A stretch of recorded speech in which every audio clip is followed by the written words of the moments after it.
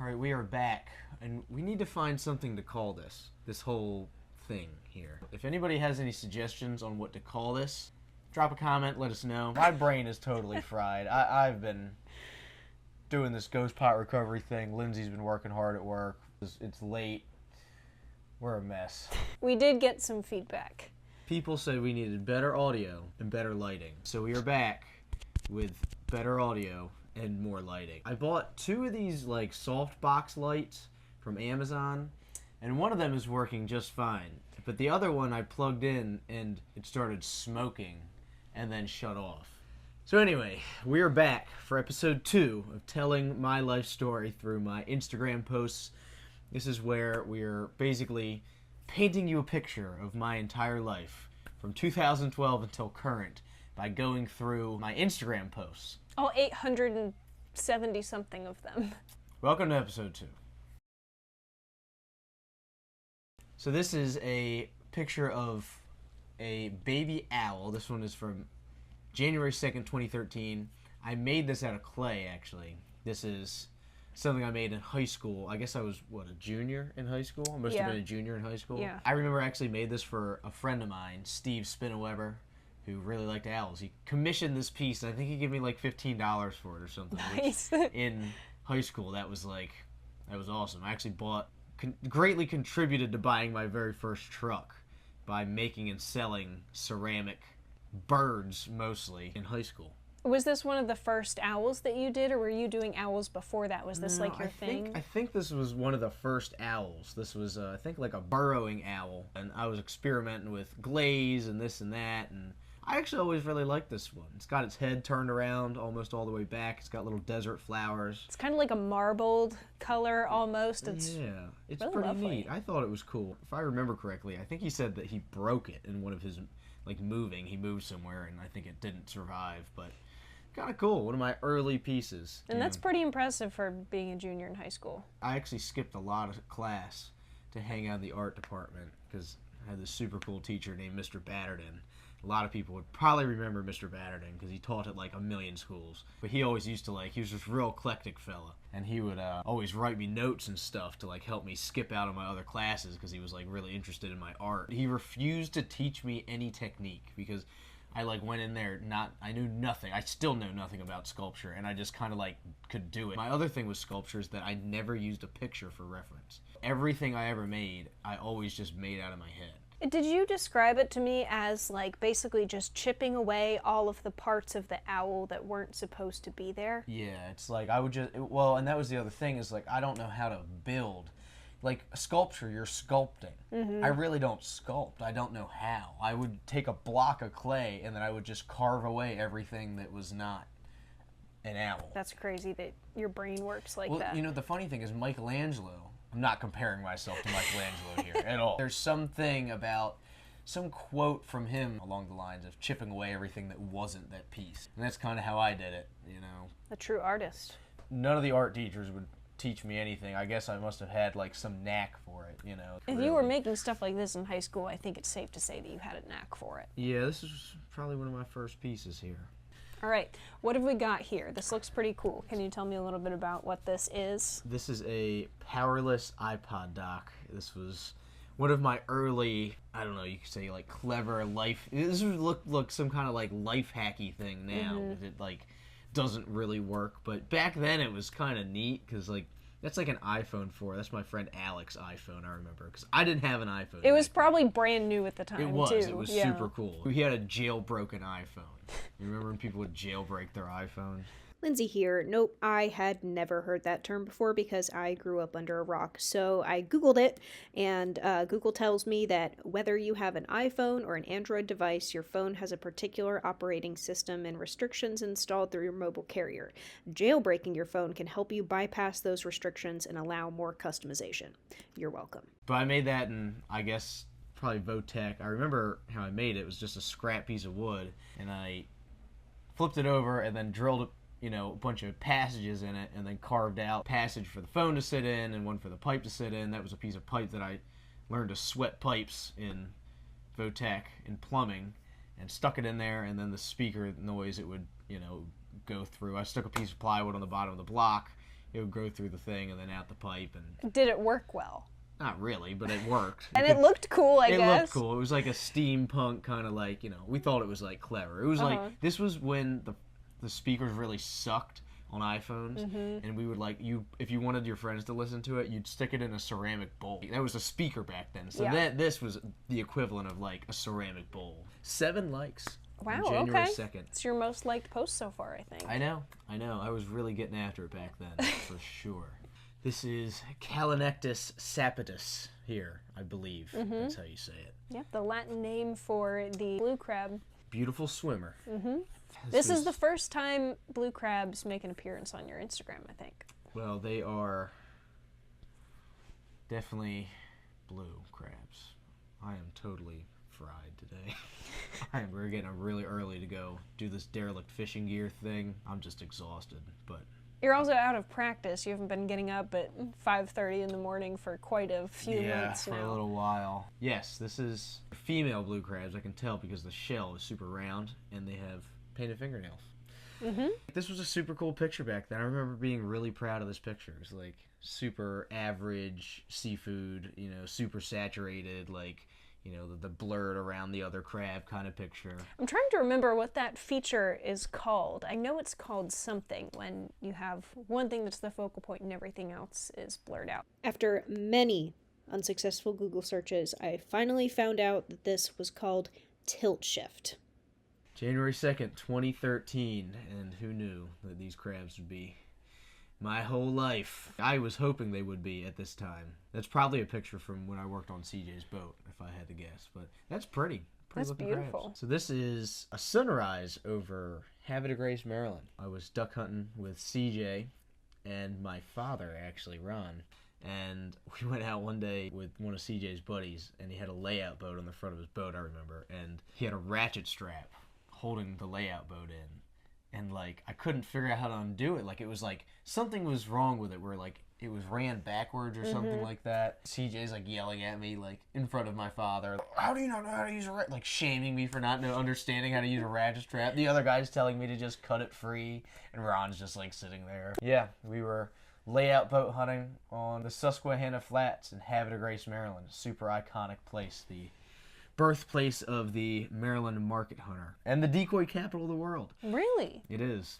I begged my parents. They took me to Havre de Grace Duck Decoy Museum for my birthday one year. I was like the only person under the age of 65, but I was super excited. And probably the most excited to be there out of everyone. The most excited and by far the youngest person. We didn't shoot anything that day. We saw merganser, and it was slick, calm, unseasonably warm, and not a stitch of wind. I've never had a good day on the Susquehanna Flats. Every time I've ever been to the Flats, it's been a complete disaster. All right, this January 2nd, 2013, only 2 likes for quite a time-consuming sculpture. A really cool sculpture, too. Probably. This was actually one of the first 5 sculptures I did, so that owl being another one of them, but... I recognize this one. This one's at your parents' house, right? Yeah, my mom has the sculpture, yep. Every one of those little feathers I made individually into a little triangle and then smushed it in my finger and then stuck it on there. I wish you could see the detail better because the detail's probably this so is a cool. Garbage picture of it. There's a ton of feathers. And it's pretty neat. Like, it swirls around, and I remember the assignment was to make a candle holder. Oh. And so I made this thing, and you can't see it in the picture, but in the bottom it's got these little things that stick out the sides. And the idea I was having is that you put a candle in it, and then the light comes out of these little bump outs on the sides, and it shines up underneath of the feathers. I made this, and the art teacher was like, do not put a candle in this thing. That's so cool. That's one of my favorite ones that you've ever done, I think. It's just so detailed. It's pretty neat, and I had less than 0 clue as to what I was doing at all. It was supposed to be a gargoyle when I started it, and then I was like, well, I could make it an eagle. And then it just kind of turned into, like, it's sort of a mix between a gargoyle and an eagle almost. Yeah, A gargeagle. A gargeagle. That was time consuming. How impressed was your art teacher with this sculpture? I remember him thinking it was like super cool. He was like, "Whoa, what is that thing?" Still around. Hopefully it's around for a while. I hope sort so. Of, sort of a neat one. This is one of my favorite photos we've come across so far. This is definitely satire because like that was not me back then at all. Okay, so what are we looking at? $100 bill, and it appears to be 3 50-cent pieces. Although that one on the far left, our far left, definitely looks like it's made out of like chocolate or something. I don't know where I got a $100 bill 529 weeks ago, but it was probably all the money I had to my name. No clue where that would have come from. It was probably Alex, to be honest. Alec always had like money, lots of money on him for some reason. I have no idea why or how, but like, and then hashtag get money, hashtag chump change. And my personal favorite, hashtag washing machine find, because if you know anything about Luke, you always know that he always count on him to leave money in his pockets. And it'll go through the wash. I could have bought a car with the amount of money I found in your pockets last summer. I just forget it's even in there. I don't know. I lose alarming amounts of money in the washing machine. I will be instating a washing machine tax next summer. 5 likes. January 6, 2013. This is the first rendition of the mother and baby owl, okay? I did 2 versions of this. This one blew up in the kiln. Oh, did it really? Yeah. It didn't survive? No, it didn't. The back half of the mother owl's head blew off. Oh, no. I thought I still have it somewhere. It's only in the bisque fire, because obviously we never had to fire it again. But the second version I did of this, actually, I think my grandmother has it or something. You think so? I'm pretty sure it's at Ron's mom's house. This one is awesome. I love this one. In the back of it, it's got a big wing out like this that kind of covers the baby. Funny thing is, this is one of the early sculptures where I realized I'm very, very bad at making things symmetrical. I have no technique. I don't know how. Yeah. Like I would make one side and it would look good, and I could never get this other side to look just like the one side. Mm-hmm. So I started making all my sculptures in motion. And I always was really into realism. I wanted it to look as real as I could possibly make it. What is the baby owl doing in this Just picture? like, I don't know, nestling under the mother's wing. There's something about it that looks oddly lifelike. It looks real because Yeah. I think because it's not symmetrical. Like the eyes on the Right. mother owl are not at all symmetrical, but Yeah. it makes it look real. It It makes looks it look like she's, kind of in motion, Classic Luke. Like, instead of learning the technique of how to actually do it, I just learned a loophole and exploited the loophole, and then the loophole eventually developed into a skill that kind of became, like, my style. that describes your entire career, know. your life, your business, Working everything. 10 times harder to go around instead of just learning how to actually do it. But nature isn't perfect, you know what I mean? Like, nature has, you see these animals moving in motion in the wild. Like, they have kind of like layers to them. I think that's what's beautiful about it. Yeah. This is one of my, probably the biggest sculpture I ever made. Yeah, in that art looks- class. Yeah. that This looks is quite like large. Luke's early art this episode. That's an eagle, if you couldn't tell. That was quite the project there. So that is an eagle that I made in 4 different pieces and then glued, like epoxied all the pieces together, and it's eating a squirrel. You can't really see it, but there's a squirrel on its back, and that's its tail right there. Oh, And its okay. head, it's kind of back like with its feet up, like Help this. me. Yeah, that was a pretty cool piece, and then I ended up entering that piece in a contest. I made those big giant wings, and I had to make pieces that in the body where I could fit the wings in and epoxy them in, and then the tail had a ton of feathers like that other eagle, where I made them all individually, and then I glued the tail on as well. This one was a massive pain to transport. I'm sure. That one took a long time, I remember. Do you still have this one? No, I think the wing ended up breaking in, I think, the second time we moved back to Lancaster or something. It was a bummer, but we had to throw it out, which is sad. That's the art department. That's at Chesapeake High School in 2013. All right, so I think that this might be the first picture of you on your Instagram. Probably is. I was like very insecure back then. I was petrified of putting a picture of myself online. But here you are. What have we got here? This is the deer. It's actually sitting just to our left on my wall right now. I shot that behind my dad's house in Pennsylvania. Still the biggest deer I've ever shot. It was a 9-point. Apparently had a 19-inch spread according to the hashtags here. 6 likes. And apparently I thought it looked really good in black and white. And you were 17 years old? Something like that, I guess. Yeah. I'm wearing my Adidas Sambas. That we only just got rid of last year. That was a fleece jacket I wore all the time, and then a blue Nike jacket that I literally was wearing to work until like last year. I left it out, and one of the guys at the marina thought it was a rag. So they cut it up and used it as a rag, and I was like, where's my sweatshirt? And they're like, that thing? Like, because they use like old shirts and stuff as rags down there. Yeah. So. See, that's how long Luke will wear clothing if allowed I to. literally have shirts I've been wearing since middle school. I look like a little tiny kid in that picture. You were a kid, basically.